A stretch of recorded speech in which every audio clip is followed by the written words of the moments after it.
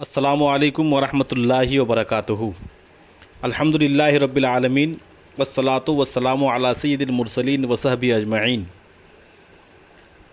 اللہم صلی علی سیدنا شفیعنا مولانا محمد بارک وسلم صلو علیہ صلاۃ وسلام علیک یا رسول اللہ، صلاۃ وسلام علیک یا حبیب اللہ صلی اللہ تعالی علیہ وآلہ وسلم۔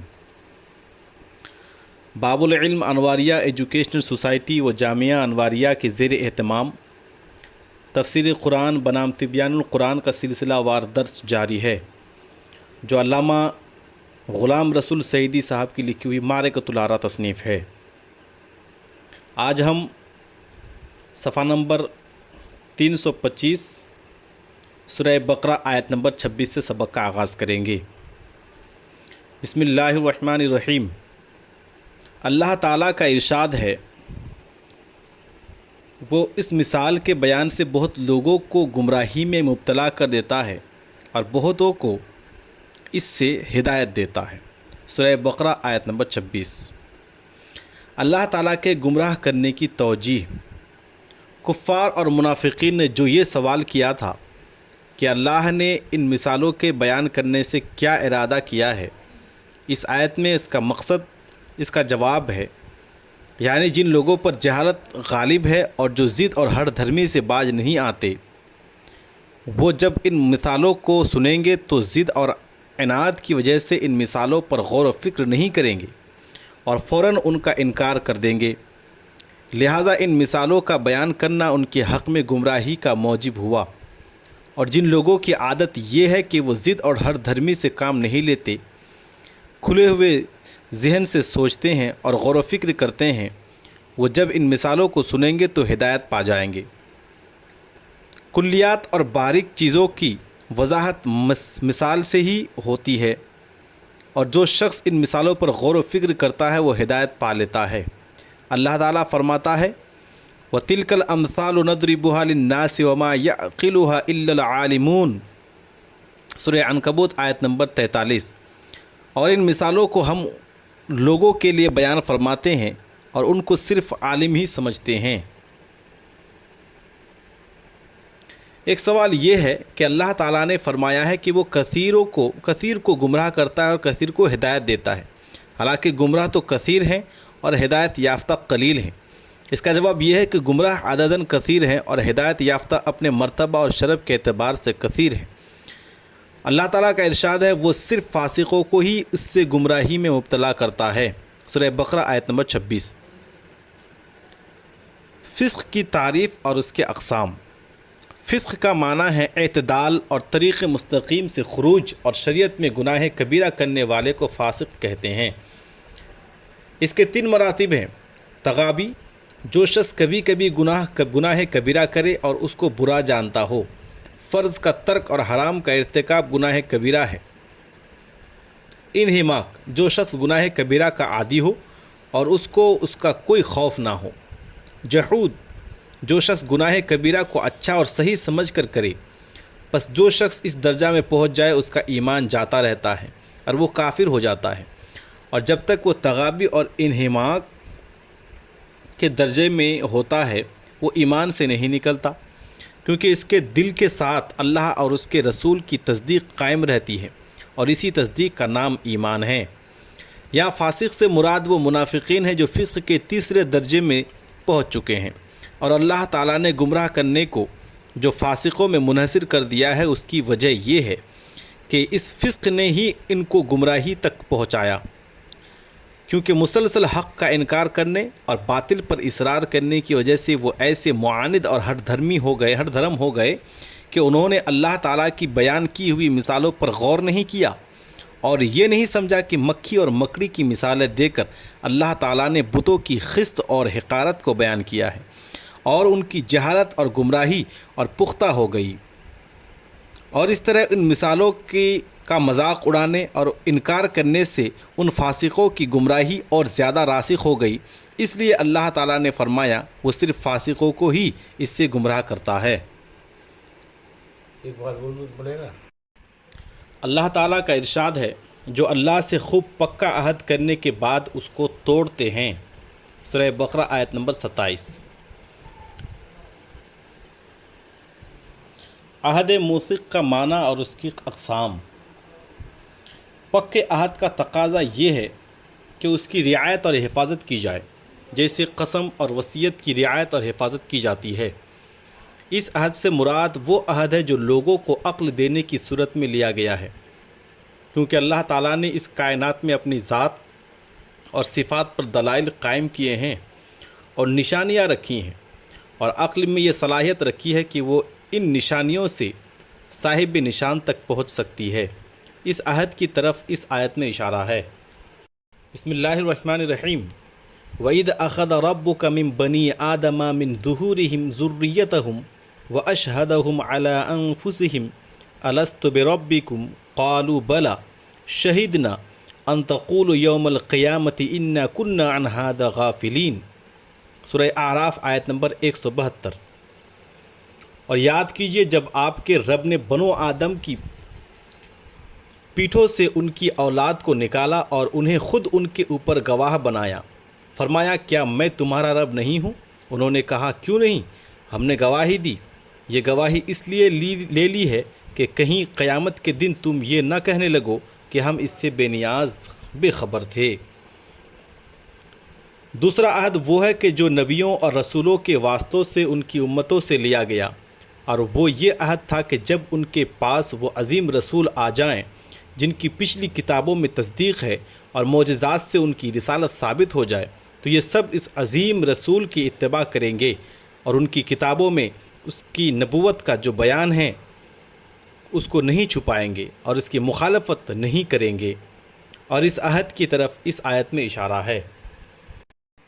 وَإِذْ أَخَذَ اللَّهُ مِيثَاقَ الَّذِينَ أُوتُوا الْكِتَابَ لَتُبَيِّنُنَّهُ لِلنَّاسِ وَلَتَكْتُمُونَهُ فَنَبَذُوهُ وَرَاءَ ظُهُورِهِمْ وَاشْتَرَوْا بِهِ ثَمَنًا قَلِيلًا فَبِئْسَ مَا يَشْتَرُونَ۔ آل عمران آیت نمبر 187۔ اور یاد کرو جب اللہ نے اہل کتاب سے یہ عہد لیا کہ تم یہ عہد لوگوں سے ضرور بیان کرو گے اور اس کو نہیں چھپاؤ گے، سو انہوں نے اس عہد کو پس پشت پھینک دیا اور اس عہد کے بدلے میں حقیر معاوضہ لے لیا، تو یہ کیسی بری چیز کو خرید رہے ہیں۔ خلاصہ یہ ہے کہ اللہ تعالیٰ نے ان منافقوں کی فطرت میں جو ہدایت رکھی تھی اس کو انہوں نے غور و فکر سے کام نہ لے کر ضائع کر دیا، اور ان کے نبیوں اور رسولوں نے جو ان سے آخری نبی کی پیروی کا عہد لیا تھا، انہوں نے اپنے تعصب اور عناد کی وجہ سے اس عہد کو بھی توڑ دیا۔ اللہ تعالیٰ کا ارشاد ہے، اور جن چیزوں کو اللہ نے ملانے کا حکم دیا ہے ان کو کاٹتے ہیں اور زمین میں فساد کرتے ہیں، اور یہی لوگ نقصان اٹھانے والے ہیں۔ سورہ بقرہ آیت نمبر 27۔ منافقین کا شر اور فساد۔ اللہ تعالیٰ نے انہیں یہ حکم دیا تھا کہ رشتہ داروں سے تعلق جوڑیں، یہ توڑتے تھے۔ اللہ تعالیٰ کا حکم تھا کہ مسلمانوں سے محبت کریں، یہ ان سے اعراض کرتے تھے۔ اللہ تعالیٰ کا حکم تھا کہ نبیوں میں ایمان لانے کے لحاظ سے فرق نہ کریں، یہ فرق کرتے تھے۔ فرض نماز کو جماعت سے پڑھنے کا حکم تھا، یہ ترک کرتے تھے، اور ہر وہ کام جس میں خیر ہو اس کو ترک کر کے شر کو اختیار کرتے تھے، اور زمین میں ان کا فساد یہ تھا کہ لوگوں کو ایمان لانے سے روکتے تھے، اللہ تعالیٰ کی آیات کا مذاق اڑاتے تھے، اور جن چیزوں کے وصل سے امن عالم قائم ہے ان میں فصل کرتے تھے۔ بسم اللہ الرحمن الرحیم۔ کیف تکفرون باللہ کنتم امواتا فاحیاکم ثم یمیتکم ثم یحییکم ثم الیہ ترجعون هو الذی خلق لکم ما فی الارض جمیعا ثم استوى الى السماء فسواہن 7 سماوات وهو بكل شیء علیم۔ تم کس طرح اللہ کا انکار کرتے ہو، حالانکہ تم مردہ تھے، اس نے تم کو زندہ کیا، پھر وہ تم پر موت طاری کرے گا، پھر تم کو زندہ کرے گا، پھر اس کی طرف تم لوٹائے جاؤ گے۔ اللہ وہی ہے جس نے تمہارے نفع کے لیے زمین میں سب چیزوں کو پیدا کیا، پھر وہ آسمان کی طرف متوجہ ہوا تو اس نے 7 ہموار آسمان بنا دیے، اور وہ ہر چیز کا جاننے والا ہے۔ اس آیت میں کفار کو مخاطب کر کے یہ بتایا کہ تم کس طرح اللہ کے ساتھ کفر کر سکتے ہو، حالانکہ پہلے تم نطفہ کی شکل میں بظاہر مردہ تھے، پھر اللہ تعالیٰ نے تمہارے جسم میں روح پھونک کر تم کو زندہ کیا، پھر جب تمہاری مدت حیات پوری ہو جائے گی تو پھر تم پر موت طاری کرے گا، پھر قبر میں سوال و جواب کے وقت یا سور پھونکنے کے وقت تم کو دوبارہ زندہ کرے گا، پھر حشر کے بعد تم اس کی طرف لوٹائے جاؤ گے، اور اللہ تم کو تمہارے اعمال کا جزا دے گا، اور جب تم کو اپنے ان احوال کا علم ہے تو پھر تمہارا اللہ تعالیٰ کے ساتھ کفر کرنا کس قدر تعجب خیز ہے۔ اگر یہ اعتراض کیا جائے کہ کفار کو یہ علم تھا کہ وہ پہلے مردہ تھے، پھر ان کو زندہ کیا گیا اور پھر ان پر موت آئے گی، لیکن موت کے بعد دوبارہ زندگی کے تو وہ قائل نہ تھے، تو اس حیات کو ان کے خلاف بطور حجت پیش کرنا کس طرح درست ہوگا؟ اس کا جواب یہ ہے کہ چونکہ حیات بعد الموت پر دلائل بالکل ظاہر ہے، اس لیے ان دلائل کے ظہور کو کفار کے علم کے قائم مقام کیا گیا ہے۔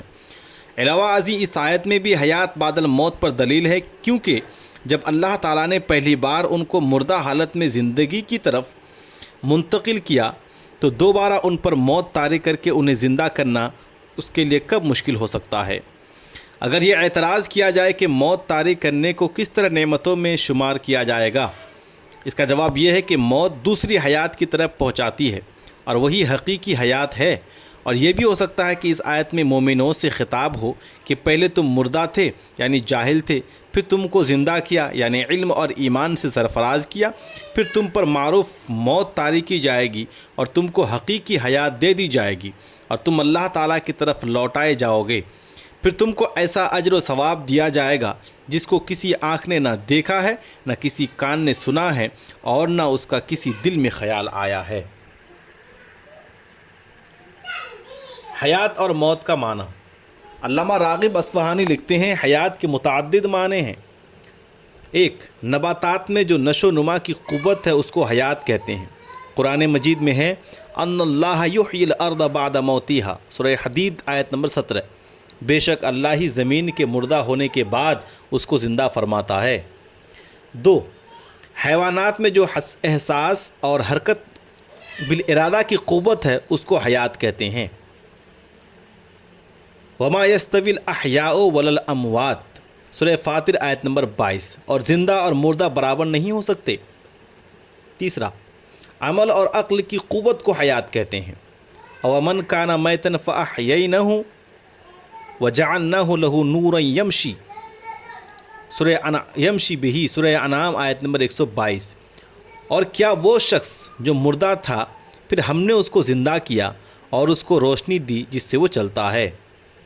چوتھا، حیات اخرویہ ابدیہ جس کو عقل اور علم سے حاصل کیا جا سکتا ہے۔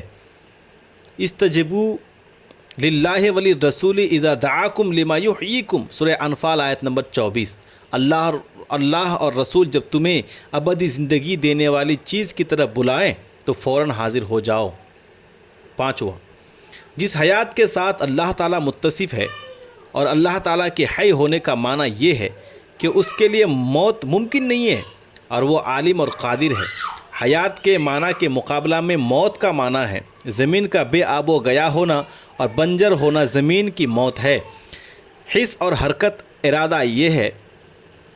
ارادیہ کی قوت کا ختم ہو جانا جانداروں اور حیوانوں کی موت ہے۔ عمل اور عقل کی قوت کا ختم ہو جانا انسانوں کی موت ہے۔ المفردات، صفحہ نمبر 138-39۔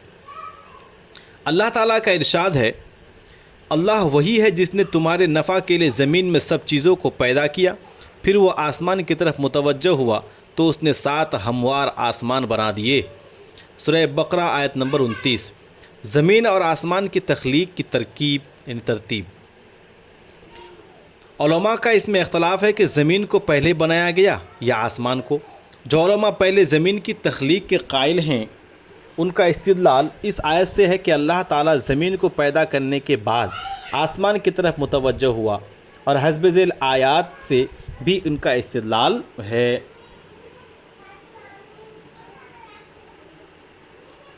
قل أئنكم لتكفرون بالذي خلق الأرض في يومين وتجعلون له أندادا ذلك رب العالمين وجعل فيها رواسي من فوقها وبارك فيها وقدر فيها أقواتها في 4 أيام سواء للسائلين ثم استوى إلى السماء وهي دخان فقال لها وللأرض ائتيا طوعا أو كرها قالتا أتينا طائعين فقضاهن 7 سماوات في يومين وأوحى في كل سماء أمرها وزينا السماء الدنيا بمصابيح وحفظا ذلك تقدير العزيز العليم. حامیم السجدہ آیت نمبر 9 سے 12. آپ کہیے کیا تم واقعی اس ذات کے ساتھ کفر کرتے ہو جس نے 2 دن میں زمین کو بنایا اور تم اس کے لیے شریک بناتے ہو؟ وہ عظیم رب ہے تمام جہانوں کا، اور اس نے زمین میں بھاری پہاڑوں کو گاڑ دیا اور اس میں برکت رکھی اور زمین میں رہنے والوں کی غذا بھی 4 دنوں میں مقدر کی جو طلب کرنے والوں کے لیے مساوی ہے. پھر آسمان کی طرف قصد کیا درا حالے کہ وہ دھواں تھا. پھر آسمان اور زمین سے فرمایا تم دونوں خوشی یا ناخوشی سے حاضر ہو؟ ان دونوں نے کہا ہم خوشی سے حاضر ہوئے.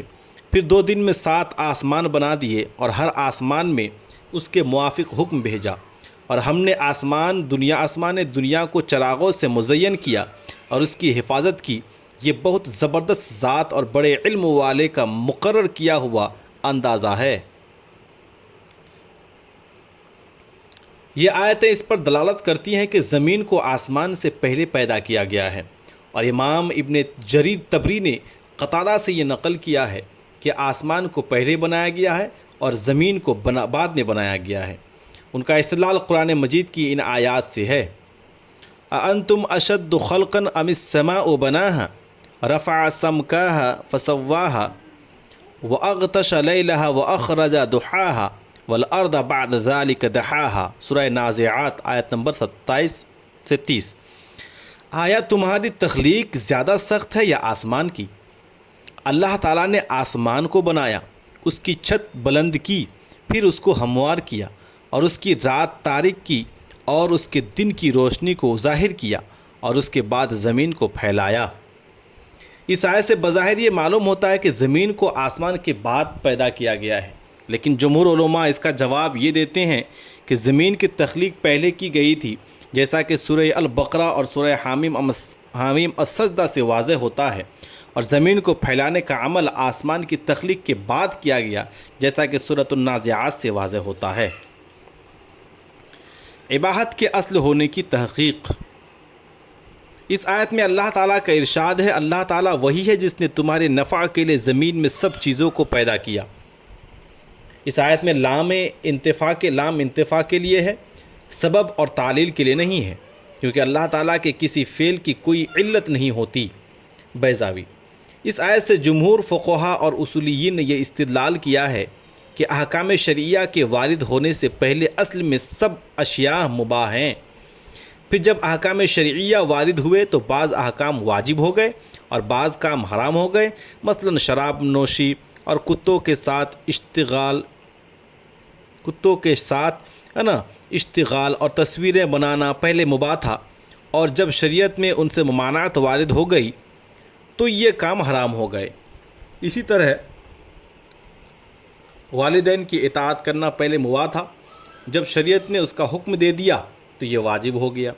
اور جن مشرکوں نے حکم شرع کے بغیر از خود کسی چیز کو حرام کر لیا، جس طرح مشرکوں نے صائبہ، بحیرہ وغیرہ جانوروں کو حرام کر دیا تھا، ان کا دودھ پینا، ان پر سواری کرنا اور ان کا گوشت کھانا سب کچھ حرام کر لیا تھا، تو اللہ تعالیٰ نے ان کی مذمت میں یہ آیات نازل فرمائیں.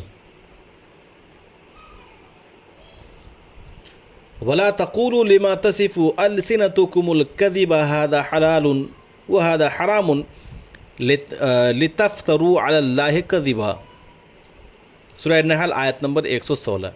اور جن چیزوں کے متعلق تمہاری زبانیں جھوٹ بولتی ہیں ان کے متعلق نہ کہو کہ یہ حلال ہے اور یہ حرام ہے، تاکہ تم اللہ پر بہتان باندھو. قُلْ أَرَأَيْتُمْ مَا أَنزَلَ اللَّهُ لَكُم مِّن رِّزْقٍ فَجَعَلْتُم مِّنْهُ حَرَامًا وَحَلَالًا قُلْ اللَّهُ أَذِنَ لَكُمْ أَمْ عَلَى اللَّهِ تفترون. سورہ یونس آیت نمبر 59. آپ کہیے کہ بتاؤ کہ اللہ نے تمہارے لیے جو رزق اتارا تو تم نے کچھ اس میں حرام کر لیا اور کچھ حلال. آپ کہیے کہ آیا اللہ نے تمہیں اس کی اجازت دی تھی یا تم اللہ پر بہتان باندھتے ہو؟ ان آیات سے معلوم ہوا کہ کسی چیز کو از خود حرام کرنا صحیح نہیں ہے۔ جب تک اللہ اور رسول کسی چیز سے منع نہ کرے وہ چیز حلال ہے۔ اسی طرح حدیث میں ہے ان سلمان قال سئل رسول اللہ صلی اللہ تعالیٰ علیہ وآلہ وسلم عن السمن والجبن والفراء فقال الحلال ما احل اللہ فی کتابہ والحرام ما حرم اللہ فی کتابہ وما سکت عنہ فہو مما عفا عنہ۔ حضرت سلمان رضی اللہ تعالیٰ عنہ سے روایت کرتے ہیں کہ رسول اللہ صلی اللہ تعالیٰ علیہ وآلہ وسلم سے گھی، پنیر اور پوستین، کھال کی قمیص، چغا جس کو کہتے ہیں، کے متعلق سوال کیا گیا۔ آپ نے فرمایا جو چیز حلال ہے اس کو اللہ نے اپنی کتاب میں حلال کر دیا، اور جو چیز حرام ہے اس کو اپنی کتاب میں حرام کر دیا، اور جس کے متعلق اللہ نے سکوت کیا اس کے ساتھ اس کے استعمال میں کوئی حرج نہیں ہے۔ اس حدیث کو امام ابن ماجہ اور امام ابو داؤد نے بھی روایت کیا ہے۔ علامہ قرطبی مالکی لکھتے ہیں اکثر مالکیہ نے اس مسئلہ میں توقف کیا ہے۔ اس کا معنی یہ ہے کہ اس حال میں ان کے نزدیک کوئی حکم نہیں ہے، اور جب شریعت وارد ہوگی تو جو حکم چاہے گی وہ نافذ کرے گی۔ وہ عقل کسی چیز کو واجب یا حرام نہیں کر سکتی۔ عقل کا کام صرف یہ ہے کہ وہ اشیاء کی اس طرح معرفت حاصل کرے جس طرح وہ ہے۔ الجامع لاحکام القرآن جلد نمبر 1 صفحہ نمبر 251-252۔ علامہ بیضاوی شافعی لکھتے ہیں اس آیت کا تقاضا یہ ہے کہ تمام اشیاء نافعہ مباح ہے۔ انوار التنزیل درسی کتاب ہے، صفحہ نمبر 57۔ علامہ شامی حنفی لکھتے ہیں تحریر ابن حمام میں یہ تصریح کی گئی ہے کہ جمہور حنفیہ اور شافعیہ کے نزدیک احکام میں اصل اباحت ہے۔ ہدایہ اور خانیہ میں بھی اسی طرح لکھا ہے۔ شرح تحریر میں لکھا ہے کہ معتزلہ بصرہ، کثیر شافعیہ اور اکثر حنفیہ کا یہی موقف ہے۔ امام محمد نے بھی اسی طرح اشارہ کیا ہے کہ کیونکہ انہوں نے کہا کہ جس شخص سے کسی نے یہ کہا کہ تم مردار کھاؤ یا شراب پیو ورنہ تم کو قتل کر دیا جائے گا، اور اس نے اس طرح نہیں کیا حتیٰ کہ اس کو قتل کر دیا گیا، تو مجھے خدشہ ہے کہ وہ گنہگار ہوگا، کیونکہ مردار کا کھانا اور شراب کا پینا صرف شریعت کی ممانعت کی وجہ سے حرام کیا گیا ہے۔ امام محمد نے اس عبارت میں اباحت کو اصل قرار دیا ہے اور حرمت کو شرعی ممانعت کی وجہ سے عارضی قرار دیا ہے۔ رد المحتاج جلد نمبر 1 صفحہ نمبر 71-72۔ قرآن، سنت اور فقہاء کرام کی آراء کے مطابق احکام میں اصل اباحت ہے، یعنی جائز ہونا، مباح ہونا، اور قرآن اور سنت میں جن کاموں کو فرض، واجب، حرام یا مکروہ نہیں قرار دیا گیا ان کے کرنے یا نہ کرنے کا اختیار دیا گیا ہے۔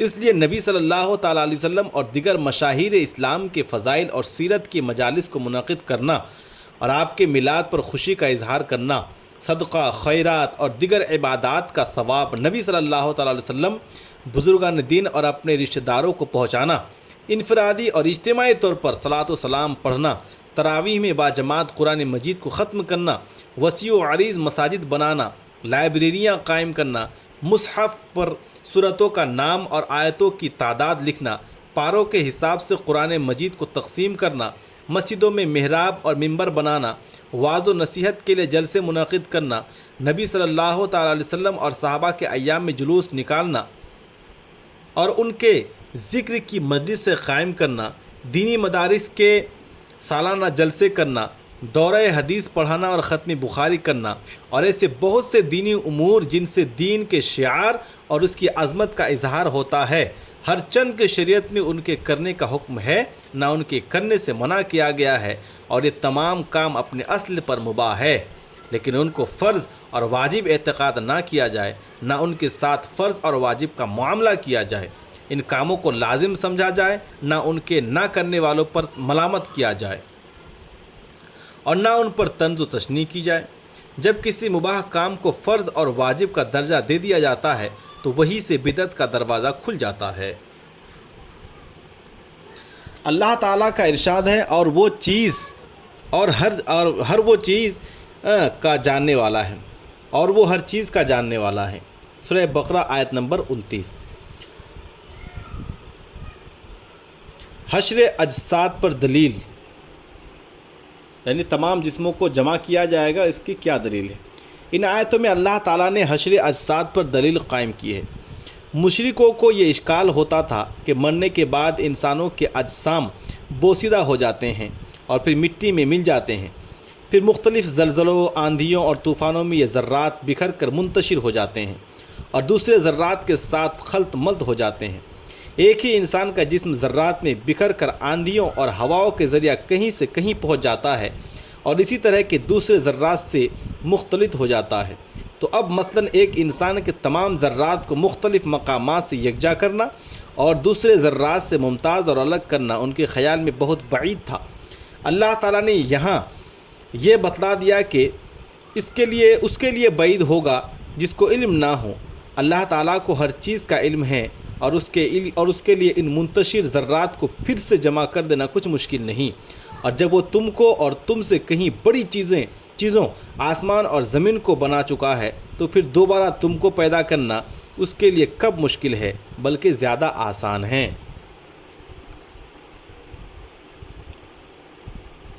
وَإِذْ قَالَ رَبُّكَ لِلْمَلَائِكَةِ إِنِّي جَاعِلٌ فِي الْأَرْضِ خَلِيفَةً قَالُوا أَتَجْعَلُ فِيهَا مَن يُفْسِدُ فِيهَا وَيَسْفِكُ الدِّمَاءَ وَنَحْنُ نُسَبِّحُ بِحَمْدِكَ وَنُقَدِّسُ لَكَ قَالَ إِنِّي أَعْلَمُ مَا لَا تَعْلَمُونَ وَعَلَّمَ آدَمَ الْأَسْمَاءَ كُلَّهَا ثُمَّ عَرَضَهُمْ عَلَى الْمَلَائِكَةِ فَقَالَ أَنبِئُونِي بِأَسْمَاءِ هَؤُلَاءِ إِن كُنتُمْ صَادِقِينَ قالوا سبحانك لا علم لنا إلا ما علمتنا إنك أنت العليم الحكيم قال يا آدم أنبئهم بأسمائهم فلما أنبأهم بأسمائهم قال ألم أقل لكم إني أعلم غيب السماوات والأرض وأعلم ما تبدون وما كنتم تكتمون۔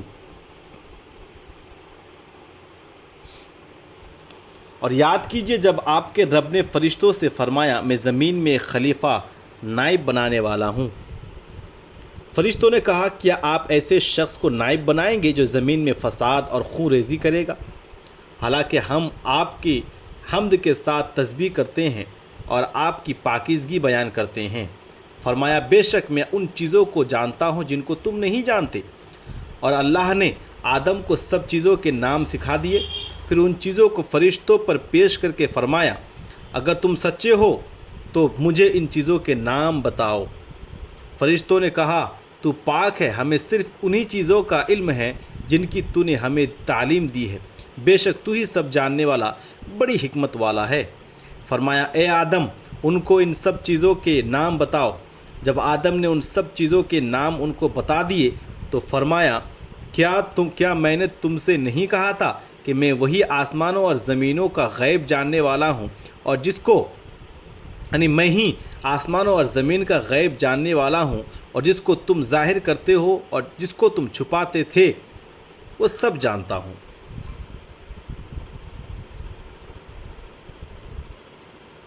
ربط آیات، جس طرح اس سے پہلی آیتوں میں اللہ تعالیٰ نے اپنی نعمتوں کا ذکر فرمایا تھا تاکہ انسان ان نعمتوں کا اعتراف کرے اور کفر اور معصیت سے باز آئے، اللہ پر ایمان لائے اور اس کی اطاعت کرے، اسی طرح ان آیات میں یہ بتایا ہے کہ انسان کے مورث اعلیٰ حضرت آدم علیہ السلام کو اللہ تعالیٰ نے کن نعمتوں سے نوازا۔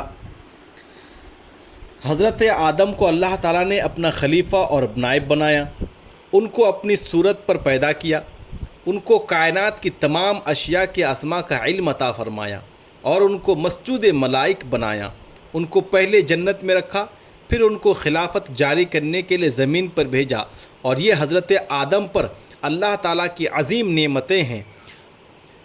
ان کا تقاضا یہ ہے کہ ان کی اولاد اپنے مورث اعلیٰ پر کی گئی ان نعمتوں کا شکر بجا لائے، اچھی طرح سے اس کی اطاعت کرے اور کفر اور معصیت سے دور رہے۔ السلام علیکم ورحمۃ اللہ وبرکاتہ۔ آج کا یہ ہمارا سبق صفحہ نمبر 325 سے شروع ہوتا ہے اور 333 پر ختم ہوتا ہے۔